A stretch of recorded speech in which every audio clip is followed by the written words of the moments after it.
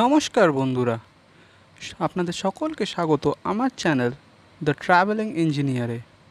আজকে আমরা উত্তর কলকাতার গৌরীবাড়ি অঞ্চলে অবস্থিত কিছু জৈন মন্দির দর্শনে বেরিয়েছি।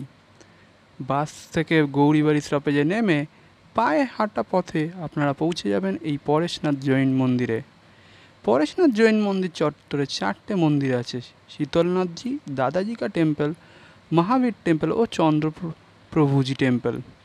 প্রথমে আমরা শীতলনাথজির টেম্পল দর্শন করলাম। এই মন্দিরটি নির্মাণ করেছিলেন রায় বদ্রীদাস বাহাদুর 1867 সালে। অপূর্ব সুন্দর আর্কিটেকচার ও সুন্দর বাগানে সুসজ্জিত এই মন্দিরটির মূল গর্ভগৃহের ভেতর কাঁচ এবং মোজাইকের অসাধারণ কারুকাজ করা।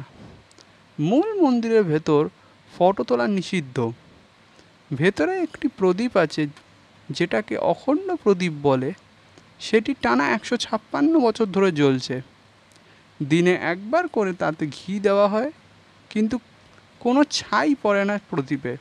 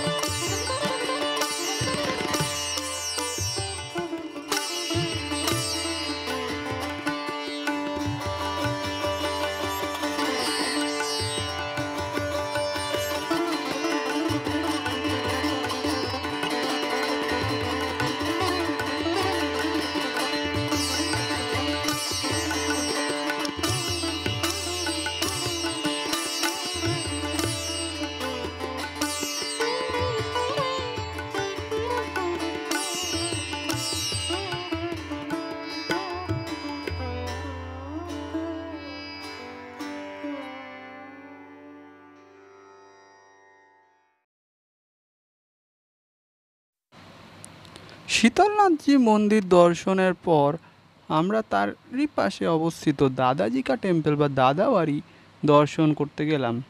এই মন্দিরটি স্থাপিত হয় 1810 সালে। ভেতরের আর্কিটেকচার কিছুটা রাজস্থানী আর্কিটেকচারের সাথে মিল পাওয়া যায়।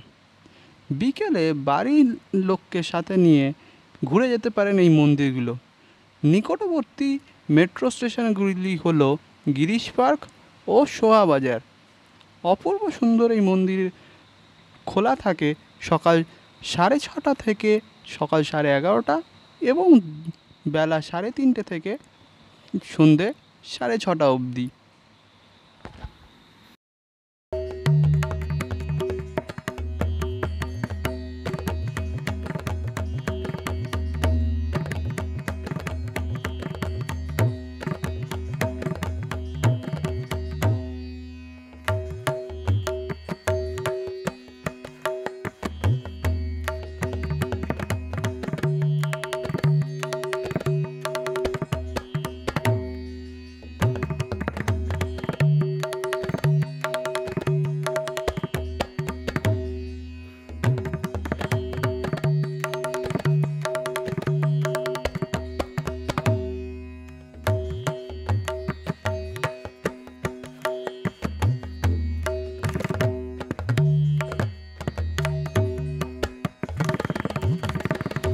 দাদাবাড়ি দর্শন করার পর আমরা গেলাম চন্দ্রপ্রভুজি মন্দিরে।